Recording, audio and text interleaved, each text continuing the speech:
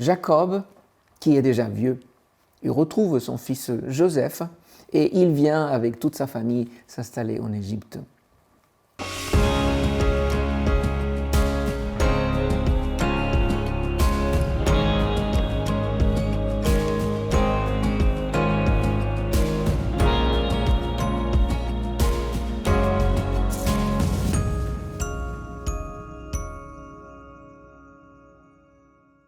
Jacob en Égypte. Je lis dans Genèse chapitre 47, Joseph vint informer le Pharaon et il lui dit « Mes frères et mon père sont arrivés des Canaan avec leurs petits et leurs gros bétail et tout ce qui leur appartient. Ils sont au pays de Goshen. » Jacob, qui est déjà vieux, il retrouve son fils Joseph et il vient avec toute sa famille s'installer en Égypte. C'est une belle rencontre, c'est l'accomplissement vraiment de tout un parcours des pardons, des restaurations dans la famille de Joseph et de Jacob. Et ce que je voudrais souligner aujourd'hui avec l'histoire de Jacob, c'est que ce retour s'est fait sous le signe de l'immigré. Parce que les frères de Joseph disent justement au Pharaon, nous venons ici en immigré, laisse-nous entrer dans ton pays et nous établir parce que nous avons tout perdu chez nous. C'est vraiment intéressant de voir que l'immigration est vraiment présente dans la Bible et que la façon de le voir est toujours un défi et ça implique vraiment un changement, souvent douloureux d'ailleurs. Ce que je voudrais voir surtout dans ce chapitre 47, c'est que ce vieux Jacob arrive et il rencontre le Pharaon, ce qui n'est pas vraiment quelque chose d'anodin. Être devant ce roi tout-puissant, pour ce vieux Jacob, a dû être une expérience extraordinaire. Nous lisons dans ce Genèse 47 que Pharaon a eu curiosité, il voulait voir Jacob et il voulait parler avec lui et il lui a posé une question qui a ouvert pour nous une porte vers beaucoup d'enseignements. Quel âge as-tu? Et Jacob de lui dire j'ai 130 ans dans ma vie d'immigré. C'est curieux de voir que lui-même, il se présente en immigré. Il reconnaît bien sa place de quelqu'un qui vient de loin et qui a besoin d'un endroit pour vivre. La deuxième chose intéressante dans la réponse de Jacob, c'est très peu d'années dans ma vie d'immigré qui a été difficile. On entend presque un petit vieux, un grand-père qui pense avec nostalgie et qui se souvient de la guerre et toutes les difficultés. Mais là, il est en train de parler à Pharaon. La troisième chose qu'il souligne, c'est ces peu d'années difficiles et qui ne sont rien en comparaison de mes ancêtres.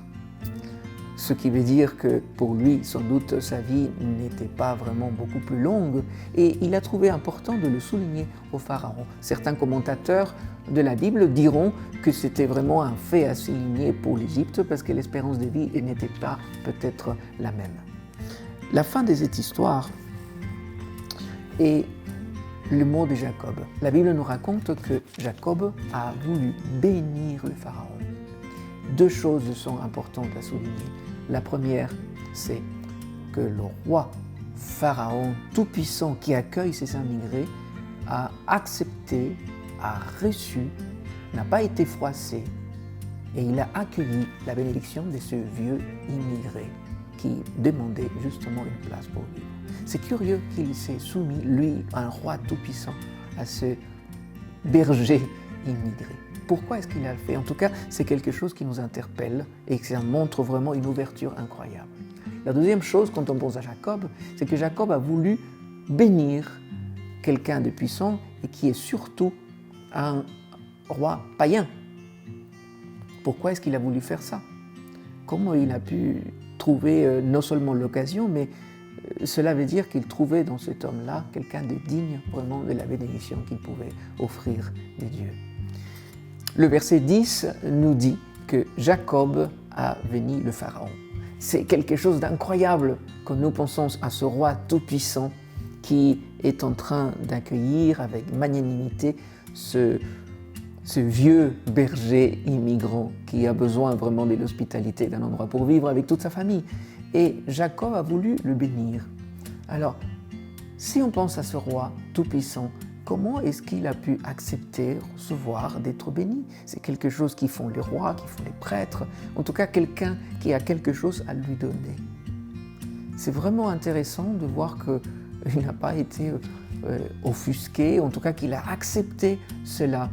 Et c'est la bienveillance, de l'humilité, il a vu la foi de Jacob, en tout cas on n'aura pas une réponse unique avec cela parce que la Bible ne dit pas plus, mais c'est quelque chose vraiment qui nous fait penser qu'il y a une ouverture, un accueil de la part de Pharaon pour accueillir cela des mains de Jacob.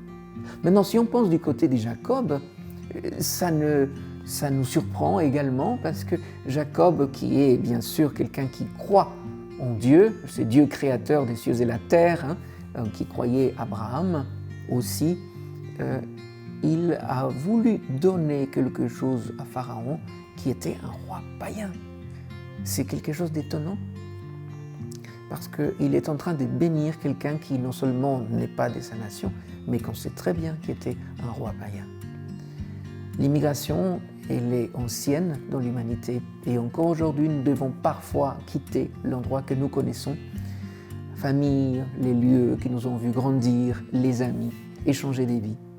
Comment est-ce que nous partons? L'histoire finit en nous disant que Joseph a accueilli sa famille selon l'ordre et l'autorisation du Pharaon. Et le Pharaon a voulu leur donner la partie la plus fertile qu'il avait trouvée. Quelle générosité! Et Joseph, il les a installés et il leur a donné tout ce qu'il fallait pour vivre à son père, à ses frères et à toute leur famille.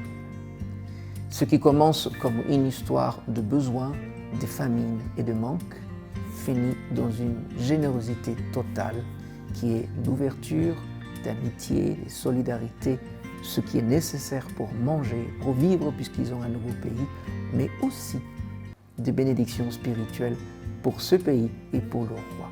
Comment accueillons-nous celui qui vient d'ailleurs? Comment venons-nous visiter un endroit nouveau là où nous cherchons de l'accueil? C'est autant d'ouverture, de cœur pour des vies pratiques, mais également dans notre foi. Une bonne étude.